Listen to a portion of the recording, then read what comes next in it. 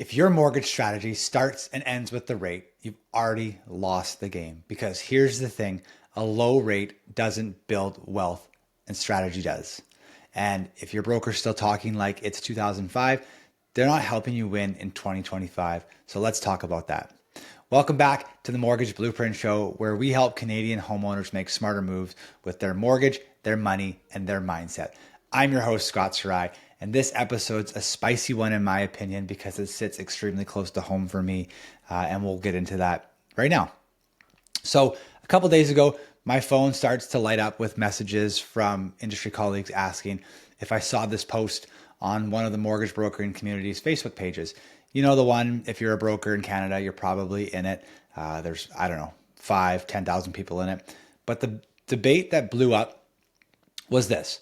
Should mortgage brokers and agents just focus on getting clients the lowest rate, or should we be teaching the real financial strategies behind the scenes? And somewhere in the middle of this thread with over 100 comments and whatnot, one particular broker decides to take a shot at me.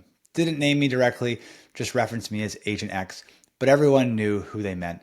They questioned what I've been doing inside of my business and said I shouldn't be advising on strategies. And I read that and thought, yeah, maybe advising on rate worked once, but the world's changed. The math has definitely changed. And honestly, if all you're going to do is sell rate, you're doing your clients a massive disservice. So let's give credit where it's due. 30, 40, 50 years ago, your parents could walk into a branch at a bank and buy a home worth maybe 3 or 4 times their annual income. They didn't have to juggle multiple jobs or fight through stress tests. Interest rates mattered at that point because if you could shave even 0.5%, that was a huge savings on something you could already afford. So yeah, back then rate was the strategy. It was simple. You found a good rate, you locked it in, and life went on. That's where that whole 5-year fix repetitively came from.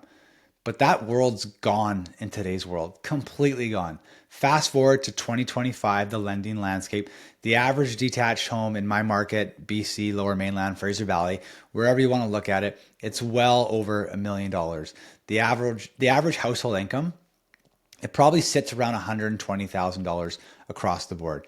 You don't need to be a math major to see the problem here. That's nearly 10 times income, sometimes 15 or 20 if you're in a bigger city. So affordability has evaporated. Homeownership used to be a rite of passage as a Canadian, and now it's actually turned into a luxury item. And that means the playbook has to change point blank.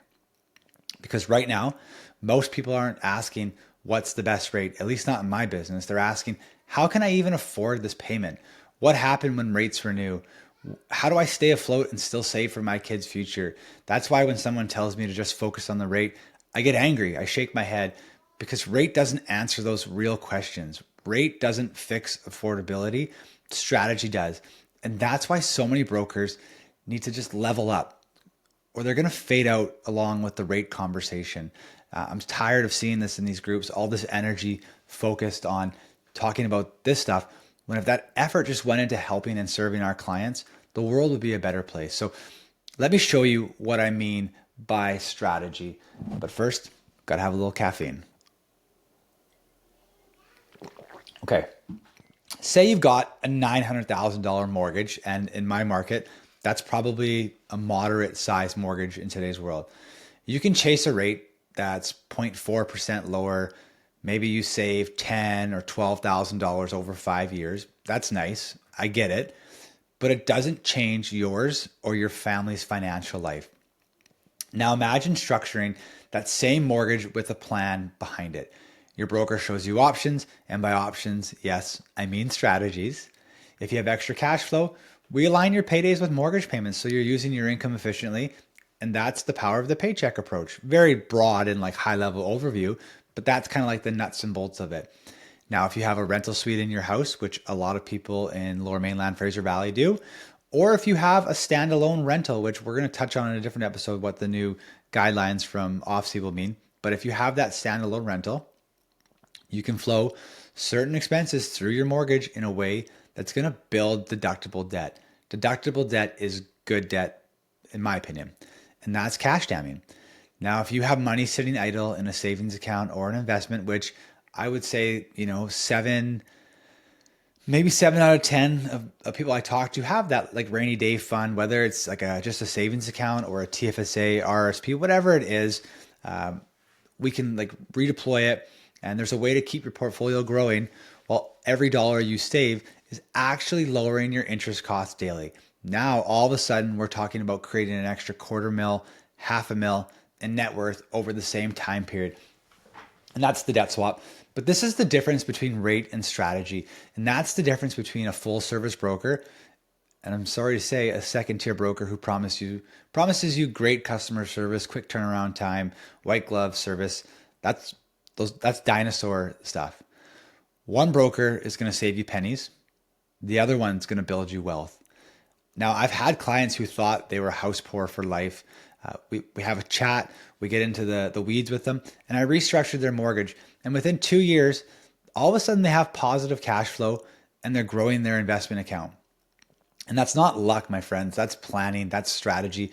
And that's the stuff that the old school rate only mindset completely will ignore. Let me tell you a little story. And I love telling stories. I think it resonates with more people that way. A couple that I worked with last year, great clients, young family, 2 kids, both working professionals. Now, in the eyes of Canadians, you would say they've made it. Like they have the white collar style job. They were super focused, laser focused on rate. They've been rate shopping online for months before they came to me. They came to me with a spreadsheet of all of the offers they had from every single lender between here and there. All I did was I ran their numbers, and sure enough, they could get a slightly lower rate somewhere else. And I told them that. But their cash flow was tight, and that wasn't going to improve it drastically. And they were basically spending everything they earned on this house. So I showed them a different way. Yes, a strategy. We used a readvanceable mortgage, set up a side investment line. I automated some transfers and turned part of their non-deductible debt into deductible debt. They hesitated at first, I'll be honest with you, like there's hesitation because it sounded more complicated than just picking the lowest rate. And oftentimes I hear people say it's too good to be true. But now those clients are sitting on a growing investment portfolio and they're accelerating their mortgage payoff plan. And that's what I mean when I say rate saves you thousands, strategy builds you hundreds of thousands. There's that old saying like you're going to step over a dollar to pick up a nickel. Same concept. And here's where my wife made a great point the other night. She said, generations before us, they didn't need strategy. They could just qualify and afford to live comfortably. I look at my parents, I look at friends' parents, and they were like the blue collar family, like 2 working professionals, first responders, whatever the job was, and they could just simply qualify and afford to live comfortably. Sure, we didn't have like lavish tropical vacations to the Fiji Islands or whatnot, but they could have a comfortable lifestyle. And Canadians today, they don't have that luxury anymore. And my wife was right. She nailed it right on the head. Our generation has to engineer affordability because we're not just buying homes anymore. We're designing financial systems that are going to let clients survive the market and build wealth at the same time. Our parents left homes. We can leave blueprints to our family.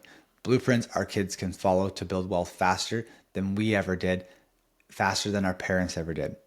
So to every broker listening right now, this is your wake-up call. If all you're doing is quoting rates, I'm sorry, you're replaceable. You're just like the bank and you're just going to give rates and you're not going to retain your clients. But if you can teach people how to use their mortgage as a tool to free up cash flow, lower taxes, and build wealth, in my opinion, you're just like simply invaluable. You can't put a price on that.